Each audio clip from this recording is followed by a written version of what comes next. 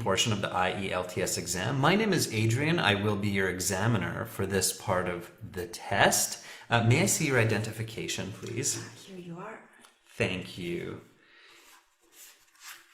And what is your full name? My surname is Kwon and my given name is Jihae.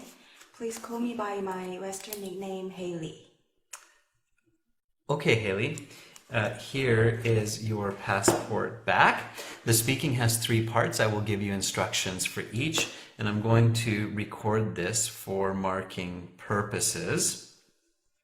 For part 1, I will ask you a couple of questions to get to know you better and some questions on a general topic. What do you like to do after work or school? When I'm finished at the office, I like to go home and prepare a meal. Like yesterday, I made a really delicious sundubujjigae, a soft tofu stew. What did you do at the weekend? Last Saturday, I went out with some friends for karaoke, and we had a really great time. And on Sunday, I went to the park for a stroll and took some pictures of plants. Let's talk about restaurants. How often do you eat at a restaurant? I frequently eat out about 3 to 4 times a week. Do you prefer to eat out or at home? I like both. I like to eat at a restaurant because it is less work, and I try new dishes like the delicious French onion soup the other day. But I also like to cook at home because I know the ingredients and it is less expensive. Which is your favorite restaurant? My go-to restaurant is Myeongdong 북어국집. They have the most delicious soup in all of Seoul and the price is great. If you could open a restaurant, what would it be? That's an interesting question. Let's just give me a moment to think. I would open a Korean barbecue, not only because this is really tasty, but also because I think it would bring in a high profit. Have you ever been to a restaurant in another country? Yes, I have. I've been to restaurants in the US, France, and Italy. I must say Italian cuisines are truly world class. Okay, that is the end of part 1, and now we will continue with part 2. For part 2, here is a card with some questions. Please don't turn that over yet. Here is some note paper and a pencil. You will have 1 minute to look at the questions on the card. Think about your answers. You can take notes in the 1 minute if you wish. And then you will have 2 minutes to answer. I will tell you when to start and when to stop. Are you ready to begin? I'm ready. Okay. Then your 1 minute preparation time begins now. Go ahead and turn over the card. Thank you.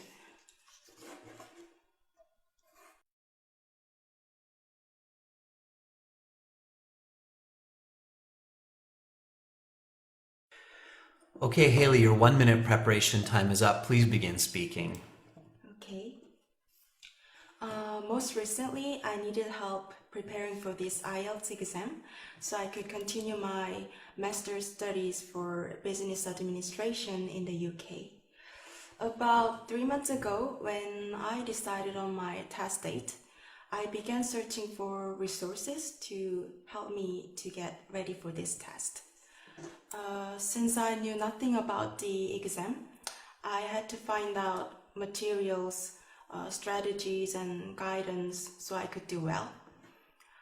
I did not have any idea where to begin, so I started with some online search. Fortunately, I found lots of great information. I joined a local training center with some professional instructors, as well as the aehelp.com's online training. This website helped me to understand the structure of the different sections and provided me with lots of materials to learn from.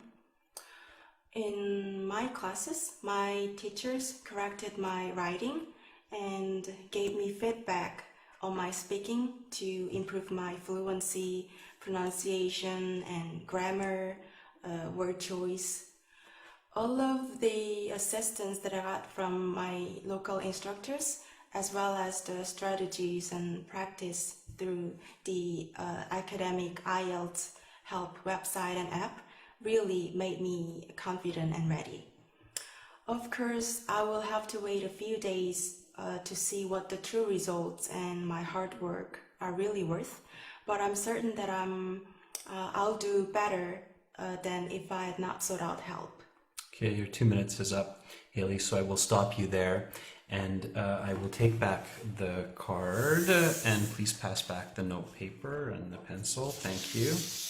And now we will continue with part 3. For part 3, I will ask you some more questions related to the topic of part 2. Let's talk about seeking help. Why is it important to help people in times of need? Well, the most obvious reasons for helping those in need is because it's ethical and leads to overall success. What I mean is that when a colleague of my company is sick, I can help cover their shifts so they can recover and not worry about their work. What may be the consequences of not helping? Not aiding others can lead to a sense of remorse and isolation in society. I mean, if I don't help out my ill coworker, they may shun me in the future and think of me as a cruel person. Not to mention I would feel terrible about it.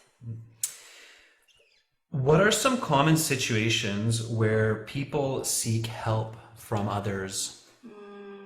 As I said, people often need help when they are ill, or another situation is when they're having car troubles. Which resources may be particularly useful in these kinds of situations? Well, when a person is sick, their families or friends can be very accommodating to assist them. And of course, medications like a cold or flu remedy to help them get better quickly. And in the case of car troubles, a mechanic is good to have on hand, and perhaps a tow truck. Have the ways people sought help these days changed compared to a generation before? I think it has greatly deviated from 30 years before. Back then, most people relied on landlines to seek help and the opinion of nearby experts. However, these days, people can use their mobile phones to quickly seek assistance and even information. Can you elaborate on that a little bit? Sure. If a person were to choke in a restaurant, anyone can immediately call for an ambulance and look up performing a Heimlich maneuver to dislodge the food. Let's talk about troubleshooting. People these days often need to troubleshoot problems with their electronic devices. Why is this? That's an interesting question. Many people have a lot of gadgets these days, which are very complex and experience a wide range of problems. And it would be too expensive to get professional help each time, so people try to figure out the problem on their own. What is the best way to find solutions to these problems? I'm not sure what the best way is, yet I do know that there are a lot of great YouTube videos which can help. Like yesterday, I fixed my phone battery by looking for information online. Who are the professionals that deal with troubleshooting on a daily basis? One that I mentioned are car mechanics, as well computer technicians and electrical engineers, perhaps are individuals that deal with troubleshooting every day. Why are their jobs important? I think these are important professions because people constantly rely on them to be able to function in life and work. I mean, if a person's car isn't working, it becomes difficult to commute.